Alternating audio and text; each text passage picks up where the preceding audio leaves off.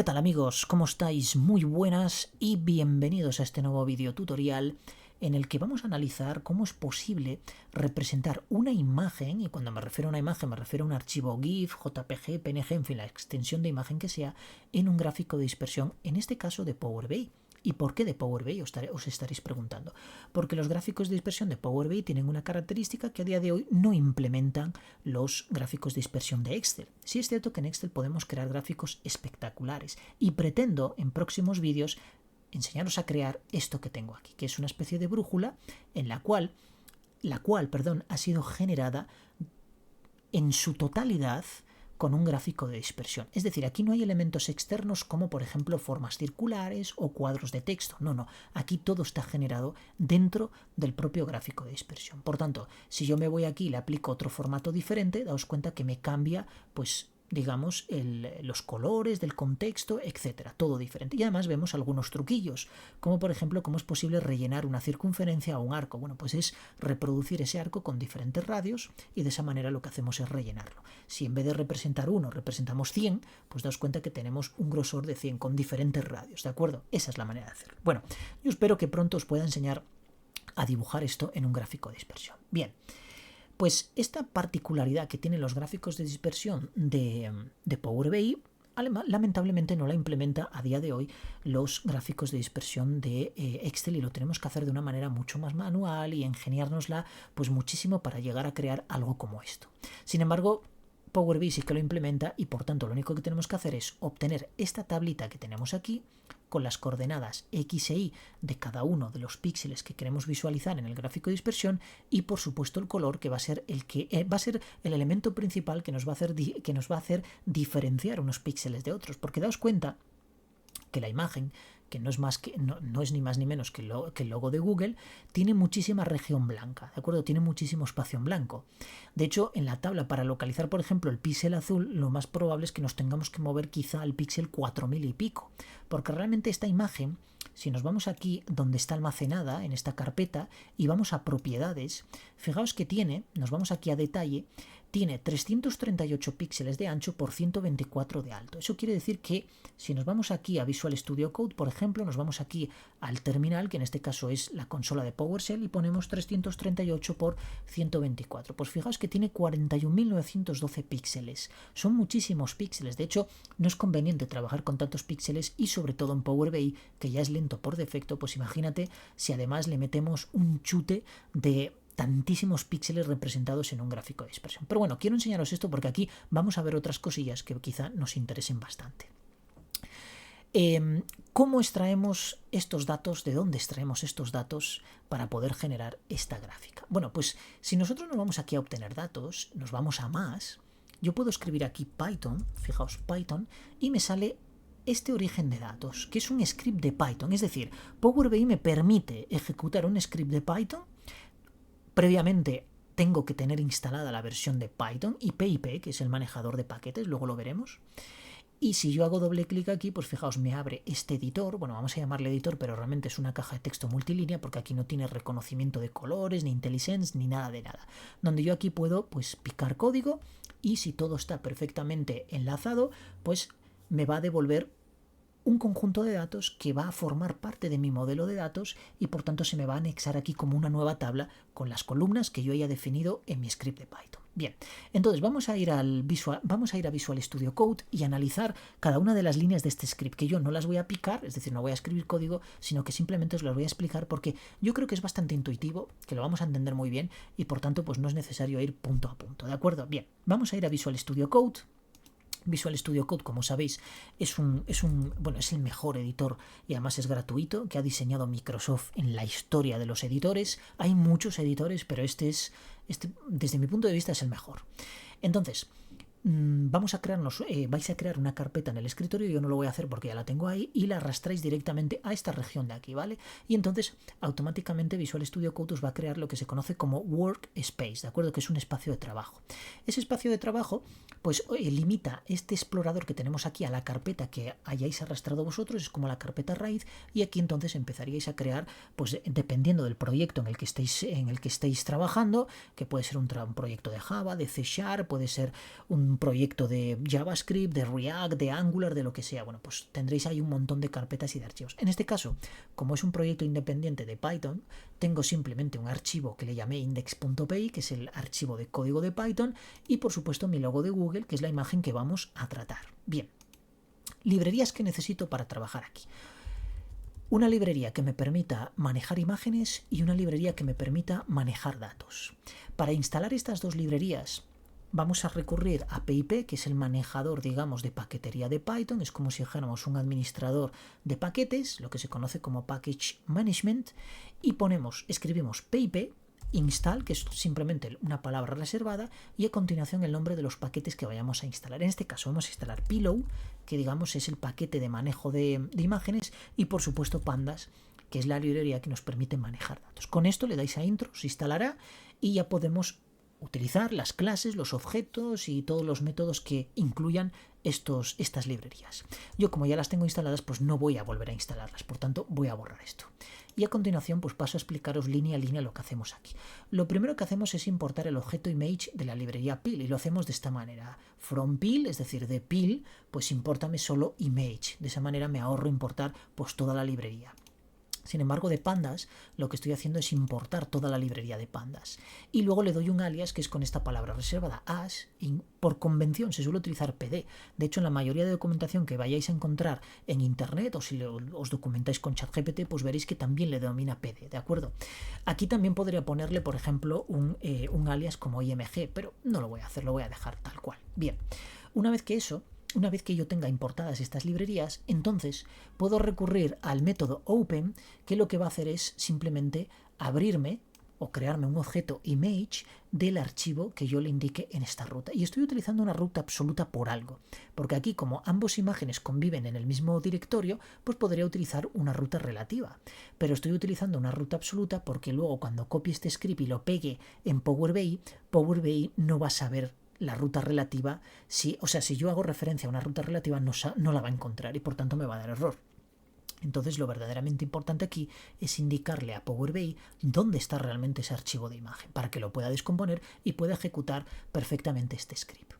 Entonces por eso estoy utilizando la ruta absoluta, que es muy fácil porque además venís aquí, picáis con el botón derecho sobre el archivo del que queréis obtener esa ruta y venís aquí y decís copy path, ¿de acuerdo? Y esto es la ruta absoluta y tenéis también la relativa, pero en este caso lo que me interesa es la ruta relativa. Eso sí, os lo va a copiar con la otra barra, no con esta, sino con esta. Bueno, eso tenéis que sustituirlo, porque en Python la otra barra tiene un significado, pues digamos, propio de la sintaxis del lenguaje, que es el carácter de escape, por tanto tenéis que eliminar. Bien, una vez que yo haya ejecutado el método open, fijaos que el método open lo que me está devolviendo es un objeto image, ¿de acuerdo? Bien, tal como vienen almacenados las imágenes en los archivos, a mí este método me la va a devolver volteada verticalmente. Entonces yo lo que tengo que hacer es corregir ese volteo. Y luego con el método transpose y le digo, pues mira, hazme un flip vertical, que en este caso le llama flip top bottom, ¿de acuerdo? Porque es de arriba hacia abajo, pero es un volteo vertical. Bueno, pues lo hago con este método, con transpose, y da la casualidad de que si open me devolvía un objeto image, el transpose también me devuelve un objeto image y además me lo devuelve ya pues convertido, ¿de acuerdo? Es decir, volteado, que es lo que quiero. De hecho lo dice aquí flip o rotate, bueno, dependiendo de los parámetros que le pongamos, 90 grados, bueno, realmente sí, es 90 grados porque lo que está haciendo es voltearlo 90 grados. Perfecto. Una vez que tenemos eso, entonces yo lo almaceno, esa referencia a esa imagen volteada ya a través del método transpose en esta variable imagen. Y con propiedades como size puedo obtener el ancho y el alto. Daos cuenta que size lo que me devuelve es una tupla con dos valores que son enteros. Entonces, en Python, su propia sintaxis lo admite, podemos desestructurar esa tupla y almacenar cada uno de esos componentes de la tupla en dos variables diferentes, como lo tenemos aquí, en ancho y en alto. Es decir, estos valores que están almacenados en estas tuplas, pues digamos que se van a inferir en estas dos variables, en ancho y en alto. Y de esa manera pues tenemos el ancho y el alto de la imagen. Data es una lista. Cuidado, aunque nosotros veamos aquí estos corchetes, no es un array, aunque realmente funcionan prácticamente igual. Pero desde un punto de vista del propio lenguaje, no es un array, sino es una lista. Cuando nosotros hablamos de arrays, entonces tenemos que hablar de una librería específica que se llama NumPy. Ahí sí hay arrays, pero en Python hay listas que funcionan igual, pero son listas, ¿de acuerdo? Entonces yo me creo una lista vacía porque luego la voy a ir rellenando. ¿Y cuándo la voy a ir rellenando? Pues la voy a ir rellenando con cierta información en cada iteración, porque yo tengo que iterar pues el ancho y el alto de la imagen, y cada píxel que extraiga de ahí, pues almacenar las coordenadas del píxel y por supuesto el color. Fijaos, lo que creo es con el método range, pues me creo un rango que va desde 0 hasta alto menos 1. Y con este segundo método range, pues me creo una lista que va desde 0 hasta en este caso es el ancho menos 1, ¿de acuerdo? Y cada uno de esos valores, pues en cada iteración los voy almacenando tanto en X como en Y. Por tanto, cuando Y valga 0, X va a valer desde 0 hasta el ancho menos 1. Voy a recorrer la primera fila. Cuando Y valga 1, estaré recorriendo la segunda fila y así sucesivamente con todas. ¿Cuántas iteraciones voy a hacer? Bueno, pues si antes dijimos que tenía 338 por 134 o algo así, pues voy a recorrer 45.292. Que bueno, no es esto porque creo que eran 41.000 algo, pero si nos vamos aquí a la imagen, no esta, perdón, la carpeta donde está almacenada, vemos las propiedades y aquí en detalles vemos que son 338 por 124. Bueno, pues el resultado de ese producto será la cantidad de iteraciones que yo vaya a recorrer en esos dos bucles por 124. 41.912 iteraciones en total, ¿de acuerdo? Bien, pues en cada iteración yo con este método getPixel voy a extraer el color de esa imagen. Y fijaos que getPixel, ¿qué me pide? Me pide que le pase como parámetro de entrada una tupla de dos valores enteros. Bueno, pues le paso la tupla con el valor X e Y, que son las coordenadas de ese píxel. Por tanto, las tuplas en Python se representan con los paréntesis, ¿de acuerdo? No con corchetes ni con llaves, como son los diccionarios. Los corchetes son para la lista, las llaves son para los diccionarios y los paréntesis son para las tuplas, ¿de acuerdo?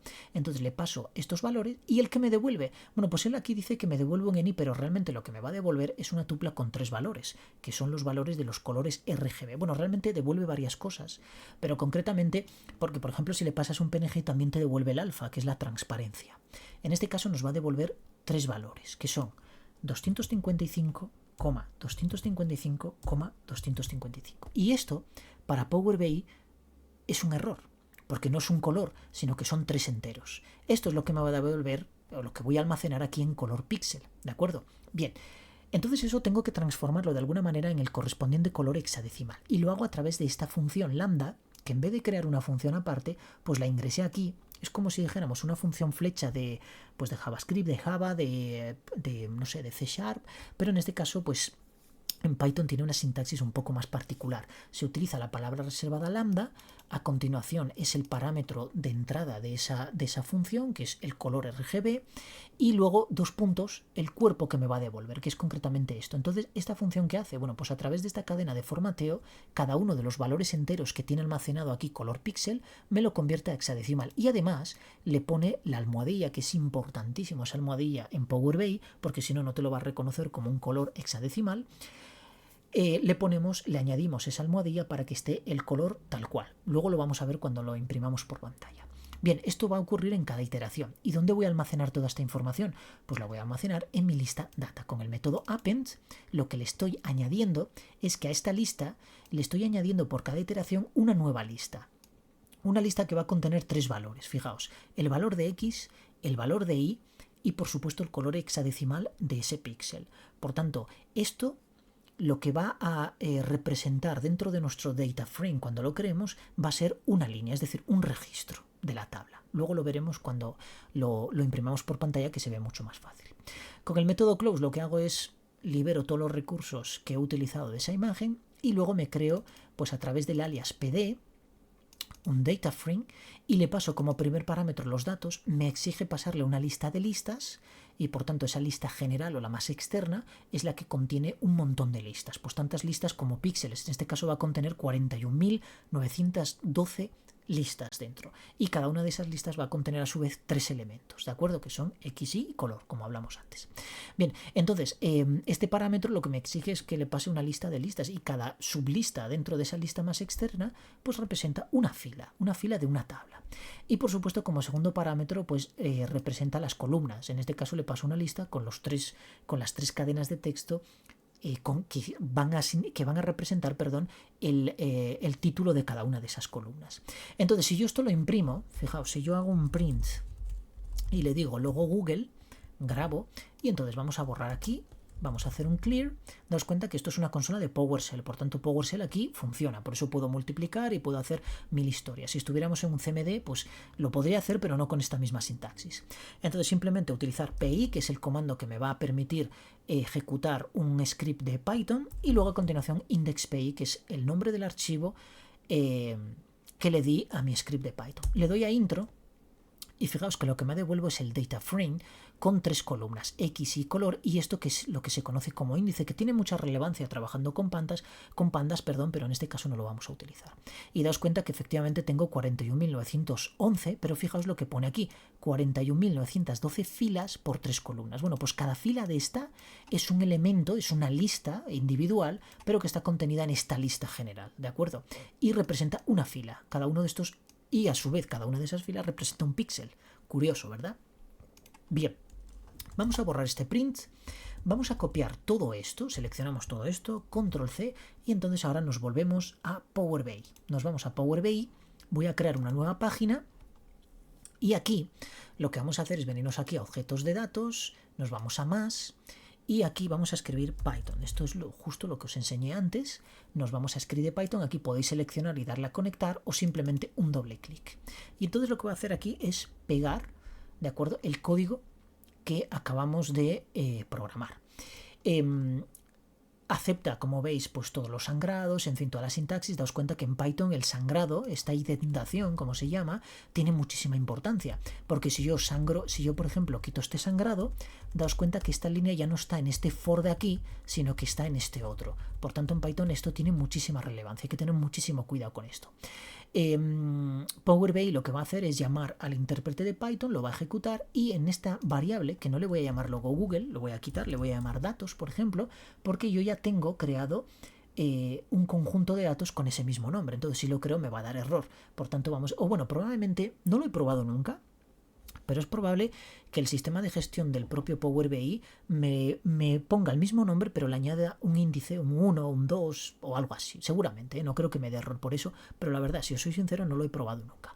Bueno, no obstante, para no incurrir en un error y que nos retrase un poco más, vamos a llamarle datos y le damos a aceptar. Os vuelvo a recalcar lo de la ruta absoluta aquí para que encuentre este archivo, ¿de acuerdo? Si ponéis una relativa, pues vais a tener problemas, salvo que sepáis exactamente dónde busca esta información Power BI, pero lo más directo y lo más, yo creo que coherente, es indicarle ahí la ruta absoluta de ese archivo. Le damos a aceptar.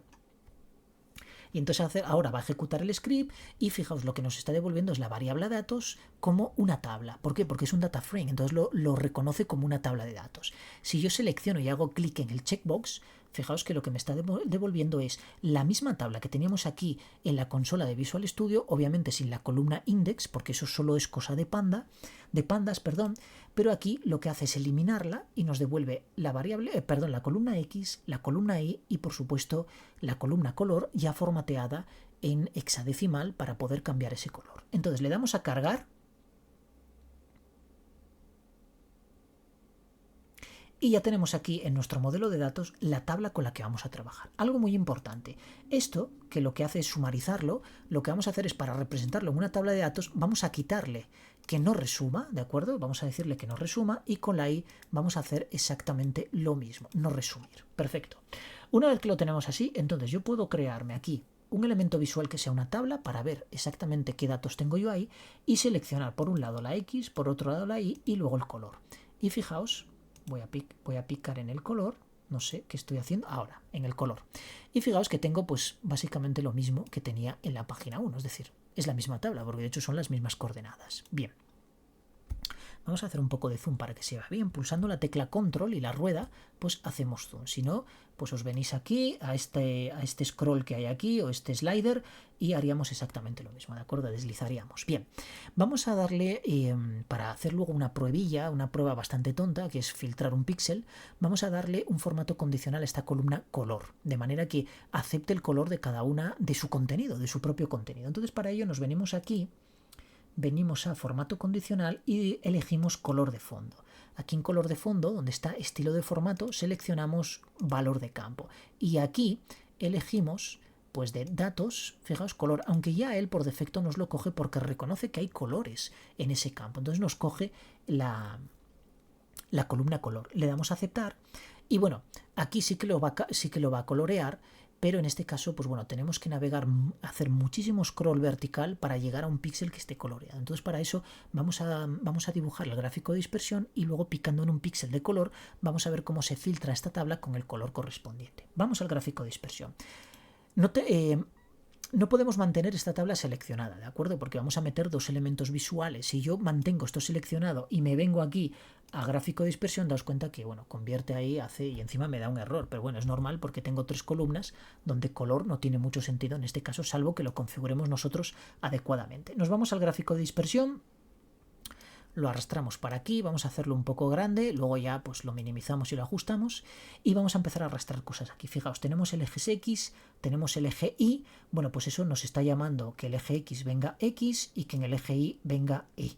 ¿De acuerdo? Esto es muy intuitivo, pero era lo que os comentaba al principio. Fijaos, si no tenemos distinción de colores, vemos un rectángulo con todos los píxeles del mismo color. Entonces, aquí tenemos la particularidad de que si vamos aquí a las propiedades, nos venimos aquí a marcadores y bajamos para abajo. Entonces, color. Fijaos, aquí tengo un f de x, lo cual quiere decir que es un formato condicional. Es decir, que yo puedo, de alguna manera, utilizar esto para aplicarle un cálculo. ¿De acuerdo? Por eso pone este símbolo de f de x. Picamos en él y hacemos exactamente lo mismo que hicimos con la columna de esta tabla. Es decir, nos venimos aquí, valor de campo, y fijaos que yo voy a coger de datos, color.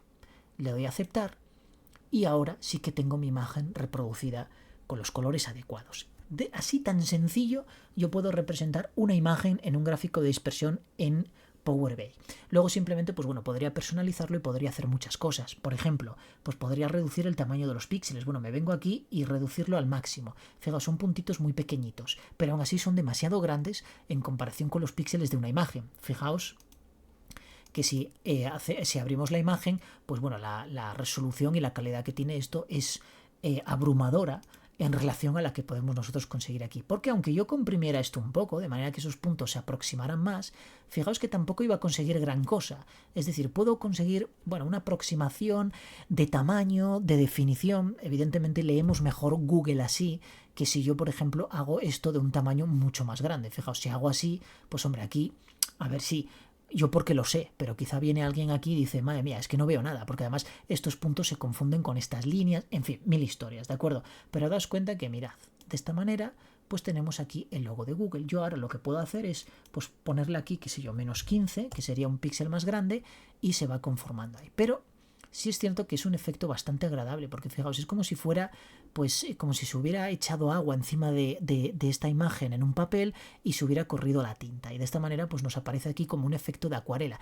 Es bonito, pero no es nada práctico porque aquí tenemos 41.000 y pico píxeles, ¿de acuerdo? Es decir, 41.000 y pico valores que está representando, y cuando nosotros trabajamos con un dashboard de Power BI lo que queremos es fluidez, lo que queremos es rapidez, lo que queremos es que nuestras fórmulas sean eficaces y que nuestros gráficos se refresquen lo más rápido posible.